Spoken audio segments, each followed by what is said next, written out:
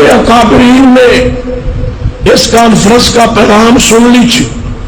آ جاؤ کرسی خالی پہ آ جاؤ حافظ تسی بھی آ جاؤ 2-3 آ جاؤ.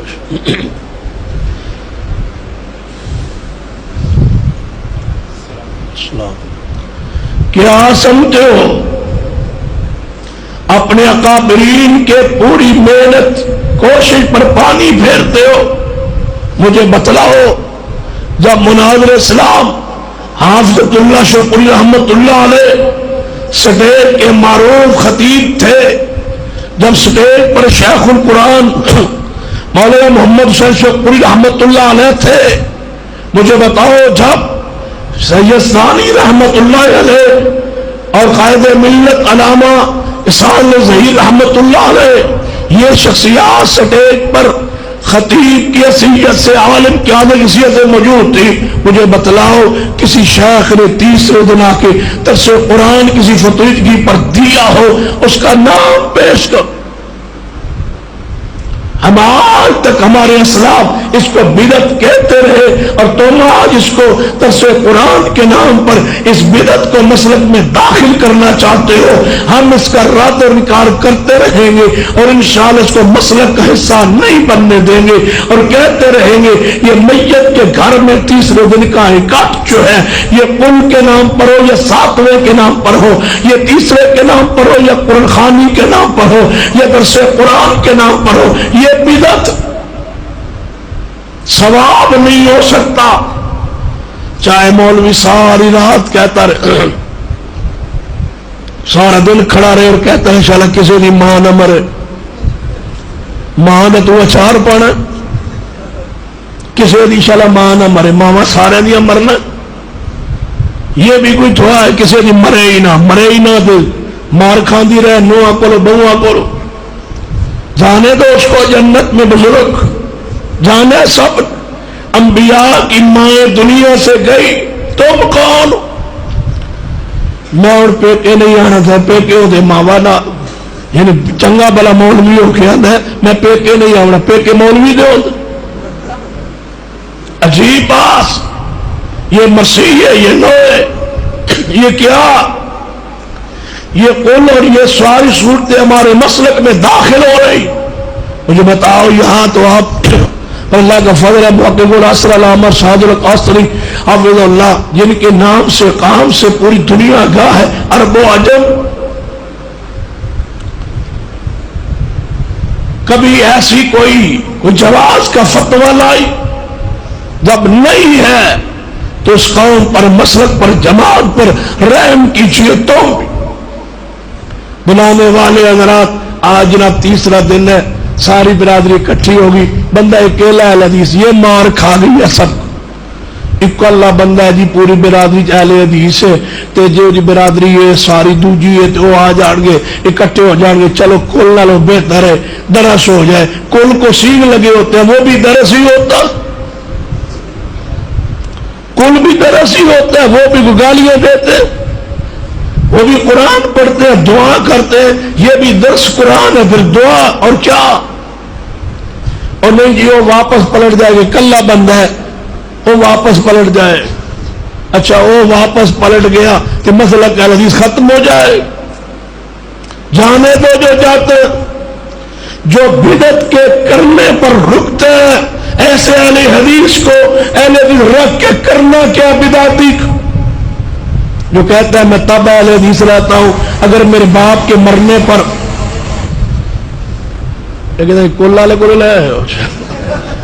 اگر میرے باپ کے مرنے پر تیسرے دن عالم اہل حدیث آئے درس دے تو میں اہل حدیث رہتا ہوں اور اگر نہیں آتا تو میں واپس پلٹ جاتا ہوں. اللہ کا واسطہ واپس پلٹ جا. ایسے بندے کی ہمیں ضرورت نہیں ہے. مسلک حدیث جو بھٹی ہے اس میں کھوٹا رہ ہی نہیں سکتا. مدینہ بھٹی ہے یہاں منافق نہیں رہ سکتا. مسلک حدیث بھٹی ہے یہاں وہی رہتا ہے جو قرآن و سنت کو وفادار ہو اور اللہ کی وحی کا وفادار ہو، وہ رہتا اس کو سکون ملتا. جو مسلک یہ نقصان پہنچے گا وہ پلٹ جائے. پلٹ جانے دو. اللہ کی قسم قیامت میں اللہ نہیں پوچھے گا کتنے اہل حدیث بنا کے آئے ہو. یا اللہ ایک بھی نہیں ہوا، چلو میں یہاں سزا بھگتو، تم نے بندوں کو حدیث کیوں نہیں بنایا؟ اللہ کی قسم اللہ نہیں پوچھے گا، اللہ صرف یہ پوچھے گا کہ دین سچا پہنچایا ہے یا نہیں۔ کوئی مانتا ہے تب بھی تو کامیاب ہے، کوئی نہیں مانتا تو تب بھی کامیاب۔ حدیث ہے قیامت والے دن ایک نبی ایسے آئیں گے جن کے پیچھے ایک امتی بھی نہیں ہوگا۔ کیا لے کے آئے ہو؟ یا اللہ ساری زندگی تبلیغ کرتا رہا، میری بات کوئی بھی نہیں مانا۔ اللہ اس نبی کو بھی وہی درجہ دے گا جو دوسرے انبیاء کو دے گا۔ ہماری ذمہ داری بیان کرنا ہے، ہماری ذمہ داری لوگوں کو اہل حدیث کرنا نہیں ہے۔ کوئی مان لیتا ہے ٹھیک ہے ہمارا اجر و ثواب ملے گا، نہیں مانتا ہمارے خلوص کا، ہماری محنت کا، کوشش کا اجر ثواب لازم ہے۔ کیوں؟ لست علیہم بمسیطر، اے محبوب آپ ان پر نگہبان نہیں ہے، پڑھ پڑھ کے پکڑ پکڑ کے حدیث بناؤ نہیں، سیدھی بات کہو اور ہوتا بھی کچھ، یہ بھی گواہ رہو انشاءاللہ کچھ نہیں ہوتا۔ ہمارے سرگودا میں ایک فتیدگی ہوئی، انہوں نے مجھے فون کیا درس کروانا ہے، میں نے کہا ٹھیک ہے، میں نے سمجھا وہ ویسے گاؤں کے لوگ ہیں، دوست ہیں، جماعتی ہیں، فون کر رہے ہیں، میں نے کہا ٹھیک ہے کرا لیں۔ مرنے والے کو ہو گئے تھے 20 دن، تو رات کیا تھی 21ویں تھا، وہ 21واں۔ میں نے پوچھا چلا گیا، آپ عمر فاروق صاحب، شاکر صاحب یہ میرے ساتھ، مولانا ناصر صاحب موجود ہیں، بار وہ بھی ساتھ۔ میں نے کہا پہلے ان کا درس ہوگا، آپ صاحب نے درس دیا، مولانا صاحب نے درس دیا۔ جب حافظ صاحب کو درس آخری مراحل میں تھا، مجھے ایک بندے نے کے کان میں بتایا آپ ماشاءاللہ 21ویں میں تشریف لائے، یہاں تو 21واں ہے۔ میں نے بلا لیا جس نے پروگرام کرایا تھا، فون کیا تھا، میں نے کہا یہ کوئی یہاں فتیدگی ہوئی تھی یا نہیں جی؟ پریشان نہ ہو، انہوں پورے 20 دن ہو گئے۔ میں آج کیا ہے آج کچھ بھی نہیں ہے، اس کا بیٹا امریکہ تھا، وہ اس وقت آیا نہیں تھا، اس کا پوتا غالباً وہ امریکہ تھا، وہ آیا نہیں تھا، وہ کہا اگلے دن پہنچا، اس نے کہا ہے چلو برادری کو اکٹھا کرتے ہیں۔ میں اس وقت چونکہ ابے کے دادے کی موت پر تھا نہیں، اب میں آ گیا ہوں، ساری برادری بھی آ جائے گی اور درس شریف بھی ہو جائے گا اور دعا شریف بھی ہو جائے گی۔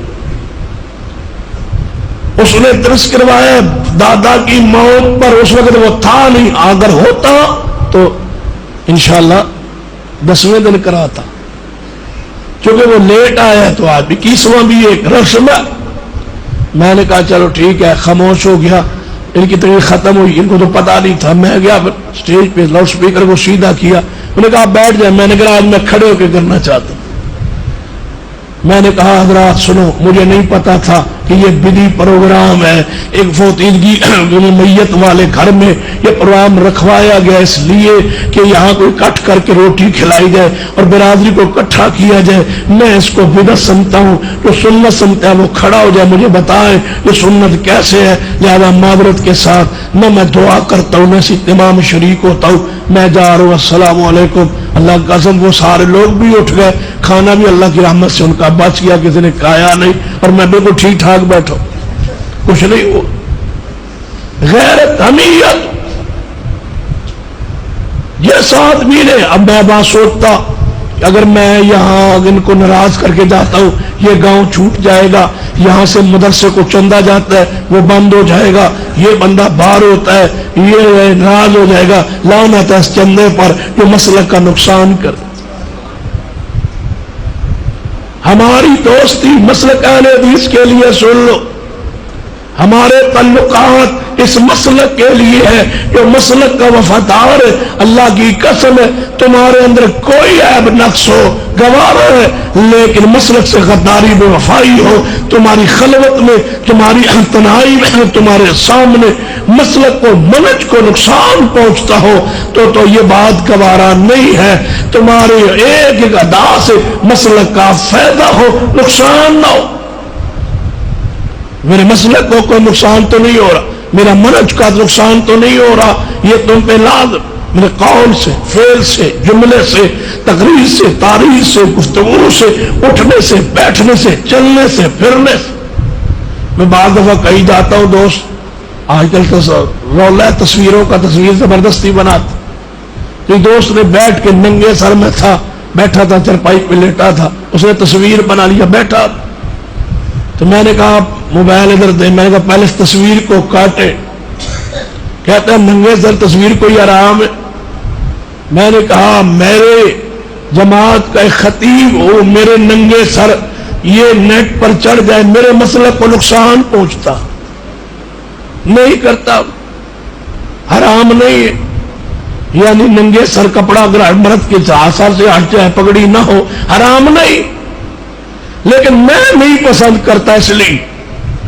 اور میں اللہ کی تحدیث نعمت کے طور پہ کہا کرتا ہوں تم تو سارے ننگے سر بیٹھے.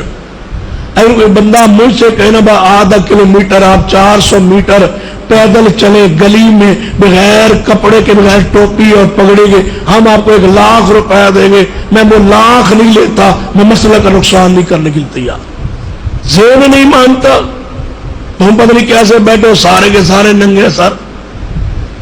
شاید ہمارا مسلک ہے اہل حدیث وہ ہوتا ہے جس کا ننگا سر ہو, اور باقی مسلک کے لوگ وہ ہوتے ہیں جن کے سر پر کپڑا ہو. شاید ہمارا کوئی امتیازی مسئلہ ہے, معذرت کے ساتھ یہ ہمارا امتیازی مسئلہ نہیں. الشیخ سے پوچھنا کہ ہمارا امتیازی مسئلہ ہے کہ ہم ننگے سر رہے, ننگے سر نماز پڑھے. ہم نے فتویٰ یہ دیا تھا کہ ننگے سر نماز ہو جاتی ہے, ہم نے فتویٰ یہ نہیں دیا تھا کہ کپڑا سر پہ رکھنا گناہ ہے. تم نے تو مسلک بنا لیے, نظریہ بنا لیے. نبی علیہ السلام کا ایک سفر مجھے بتا دے, آپ نے کبھی بازار ننگے سر گئے ہو, میں اس بندے کو, اس محقق کو 5 لاکھ انعام دوں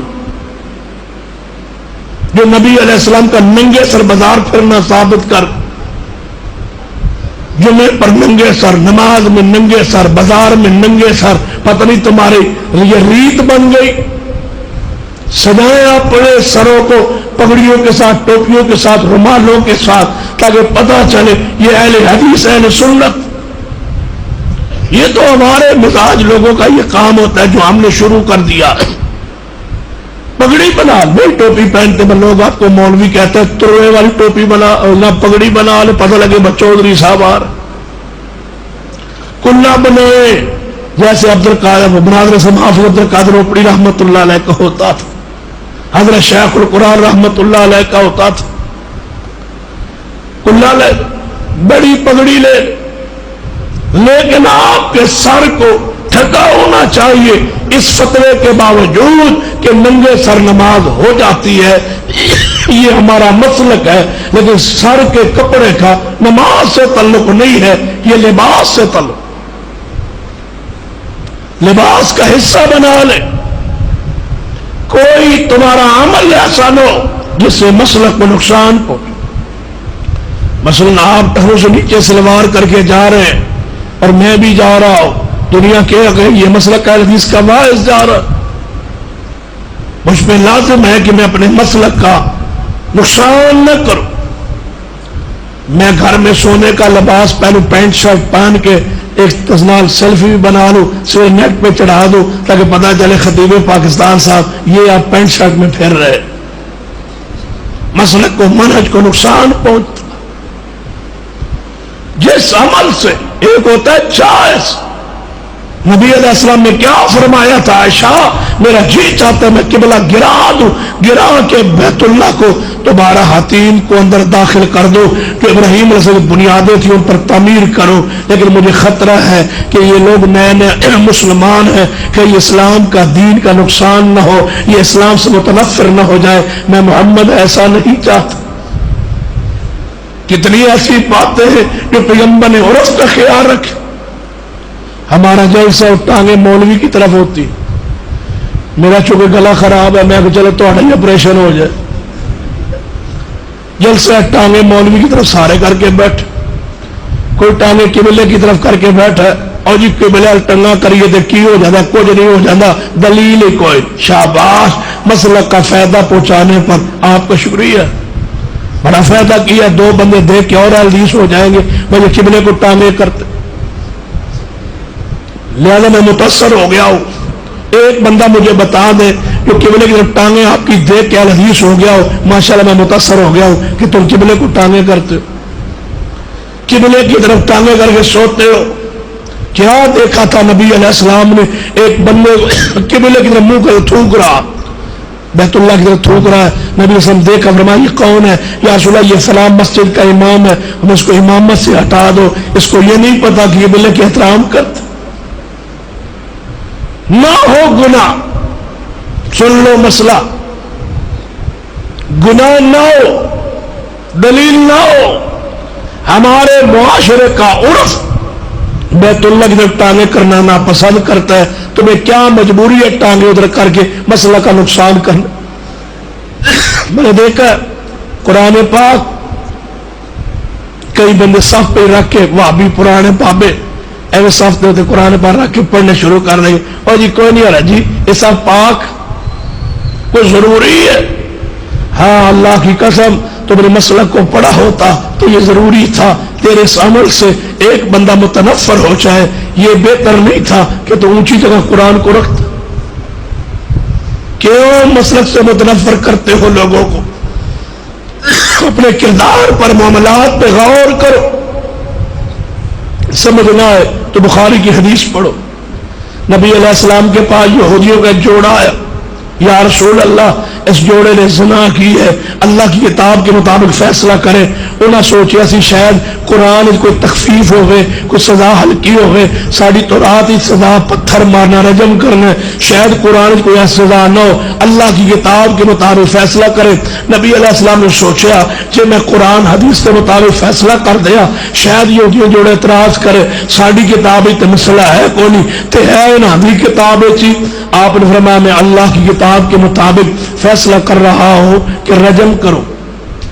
وہ کہنے لگے جی اللہ کی کتاب ہے جو لکھے؟ فرمایا ہاں لکھے. انہوں نے کہا کس میں؟ فرمایا تورات. تورات لے آؤ. تورات یہودی جوڑے گیا اور تورات لے آنی. تورات لے آ کے نبی پاک سامنے چا رکھی، پکڑائی یا رسول اللہ ویکھ لو. ایسی کہ تورات کھولی نا یہودیاں نے تے جتے آیت لکھی تے ہاتھ رکھ کے نا یا رسول اللہ ویکھ لو، اتنے ویکھ لو کوئی نہیں لکھیا، اے تھلے ویکھ لو کوئی نہیں لکھیا، تھلے لکھیا. نبی علیہ عبداللہ بن سلام نے بلاؤ. بلایا گیا جو تورات کا عالم تھا، جانتا تھا، بلاؤ. اور نبی پاک کے پاس تقیہ پڑا تھا. آپ نے تقیہ کو اٹھایا، اپنے آگے کیا، اس کے اوپر تورات کو رکھا. آپ نے تورات کا احترام کر کے تقیہ کے اوپر رکھا کہ یہ اللہ کی کتاب ہے. نبی نے تورات کو اونچا رکھا ہے، تم قرآن کو نیچے رکھتے ہو. جی قرآن پاک بندہ پوچھ رہا جی ماں ویکھو جی قرآن پاک کو چومنا جائز؟ اور نہیں یہ دوجے چوم دیں، قرآن کو نہیں وہ چومنا جائز. بندہ سن رہا تھا، اس نے کہا اچھا حدیث قرآن کو چومنا گناہ سے نہیں؟ گناہ تو کوئی نہیں پر چومنا نہیں چاہیے. لڑائی ہوگی، جھگڑا ہو گیا، یہ مسئلہ کا نقصان کیا ہے تو تمہیں نہیں پتا. نبی علیہ الصلوۃ والسلام نے ایک صحابی کو احکام میں جناب تجارت کے کچھ احکام لکھوائے اور فرمایا فلاں گورنر کو یہ بھیج دو، اس میں مسائل احکام ہے، یہ میرا خط لیٹر جو میں نے لکھوایا اس کو بھیج دو، اس میں حدیث نبی پاک لکھوائی، اس طرح زکوٰۃ لینی ہے. صحابی فرماتا ہے جب میں نے وہ کاغذ حدیث والا اٹھایا تو میں نے اس کو چوم لیا. میرے محمد دیکھ رہے تھے جس کاغذ پہ حدیث لکھی تھی صحابی اس کو چوما ہے، محبوب نے منع نہیں کیا. تم قرآن کو چومے تو منع کرتے ہو. وہابیوں یہ وہابیت نہیں ہے، اپنے مسلک کو سمجھو. ہم وہ کام کرتے ہیں جو محمد کے صحابہ نے کیا. منہج کو سمجھو، اپنے مسلک اور منہج. نقصان نہ ہو، بےزتی ہو جائے برداشت ہے، توہین ہو جائے میری برداشت ہے، مسلک کا نقصان ہو یہ ہمیں برداشت نہیں. کوشش کرے ایسے کام نہ کرے جس سے مسلک کو نقصان پہنچتا. قرآن پاک کے مساجد میں اوراق ہوتے، مشیدہ اوراق، ان کو محفوظ کرے، احترام کرے، اکرام کرے. اور جیسا معاشرے کا ماحول، عرف کا ماحول ہے، اس کو جا کے کہیں دفنا ہے. یہ احترام اکرام عرف کا. ہمارے کئی ایسے واقعات ہوئے جس کو میں ریکارڈ میں نہیں لانا چاہتا. ریکارڈ سے بھی میرے مسلک کا نقصان ہو. ریکارڈ کروانے سے پہلے، جملہ کہنے سے پہلے سوچ لیا کرے کہ تمہاری ریکارڈنگ ہو رہی ہے، کل کوئی سنے گا تو مسلک کا نقصان نہ ہو. کم از کم سوچے سمجھے. قرآن پاک کے مشیدہ اوراق، قرآن اوراق کو ادب سے، احترام سے نیلوتار کی حدیث ہے، توجہ کرنا، نبی علیہ السلام نے فرمایا کاغذ زمین پہ گر جائے، کاغذ زمین پہ گر جائے، کون سا کاغذ؟ جس پہ اللہ کا نام لکھا ہو، وہ گر جائے، اللہ آسمان سے فرشتہ اتار دیتا ہے، اس کاغذ پر میرا نام لکھا ہوا ہے، کسی کا پاؤں نہ آنے دینا، اللہ کا نام ہے، اس کے نام کی حفاظت اللہ کے فرشتے کرتے۔ پھر کوئی مومن ولی دوست اللہ کا آتا ہے، وہ دیکھتا ہے یار یہ قرآن کا ورقہ نہیں پڑا ہوا، اس پہ اللہ اور اس کے رسول کا نام نہیں لکھا ہوا، فرشتوں کا پر ہے، اس کو نظر آیا، اس نے اٹھائے اس ورقے، جتنا گناہگار کیوں نہ قرآن کے ورقے پہ نظر پڑ جائے تو بندہ آگے نہیں جا سکتا، گناہگار کیوں نہ، خطا کار کیوں نہ، یار عملی طور پر کتنا ہی دور کیوں نہ ہو، وہ آگے نہیں جا سکتا، اس کو اٹھا لیتا ہے، اونچی جگہ پہ کہیں رکھ دیتا ہے۔ نبی علیہ السلام نے فرمایا، اللہ فرماتے ہیں میرے فرشتوں دیکھ لو، اس نے میرے نام کو اونچا کر دیا ہے، میں نے جنت میں اس کے نام کو اونچا کر دیا، اور آنکھ کا احترام کرے، ان کو کسی ڈبے میں ڈال دے، محفوظ کرے، اکٹھے ہو جائے تو ان کو بند کر کے دفنانے کا پروگرام ہمارے ملک کا عرف کا بنا ہوا ہے، وہاں رکھ۔ کئی ہیں جو کہ جناب ان اوراق کو، جناب وسیدہ قراء کو جلانے کے چکر میں ایسے آئے کہ پورے مسلک کا بیڑا ہی غرق کر دیا، خود بھی مصیبت میں آئے، مسلک کا منہج کا بھی نقصان کیا، علماء سے پوچھتا پھرتا ہے قرآن اور کا کیا کرے، چلانا جائز ہے یعنی پورا ملک اجماع ہے، پورے ملک کے اندر اتفاق ہے، مصیبہ اور کو اٹھاؤ اور جا کے دفن کر دو۔ تم نیا کام کر کے مسلک منہج کو نقصان پہنچانا چاہتے، وہ کام کرو جو مسلک کے عین مطابق، جس میں مسئلہ حدیث کا ہو، مسئلہ قرآن کا ہو، مسئلہ شریعت کا ہو، جہاں مسلک کے منہج کو نقصان پہنچتا ہے، شرک کا رواج ہے، بدعت کا رواج ہے، ڈٹ جاؤ، پھر جان جاتی ہے چاہے کوئی حرج نہیں، کوئی پرواہ نہیں ہے، لیکن جہاں اسلام میں جناب دوسرے راستہ موجود ہے، تم خواہ مخواہ مسلک منہج کا نقصان نہ کرو، یہ پیغمبر کی تعلیمات ہیں، اس سے امن، سکون، اطمینان پیدا ہوگا۔ میں گلے کی خرابی کے پیش نظر یہی چند الفاظ جو آپ کو کہہ سکا، انشاءاللہ جب گلا ٹھیک ہوگا پھر کبھی انشاءاللہ اکٹھے ہوئے تو تفصیلی گفتگو ہوگی۔ یہ ایک پیغام تھا مسلک کا، منہج کا، کہ آپ اس پہ عمل کریں اور اپنے قول سے، فعل سے، لباس سے، حجامت سے، وضع قطع سے، قول سے، فعل سے، اٹھک بیٹھک سے مسلک کا نقصان نہ ہو، احترام کیا کریں، خاص کر جب وہ لوگ بیٹھے ہوتے ہیں جو اہل حدیث نہیں ہے، آپ کا قول کردار ان کے لیے دعوت ہے، ایسا کردار اپنائیں، ایسے اقوال زبان سے نکالیں کہ وہ قریب ہو، دور نہ ہو، یہ آپ کی مسجد کی ذمہ داری ہے۔ اللہ مجھے بھی اور آپ کو بھی توفیق عطا فرمائے۔ آپ نے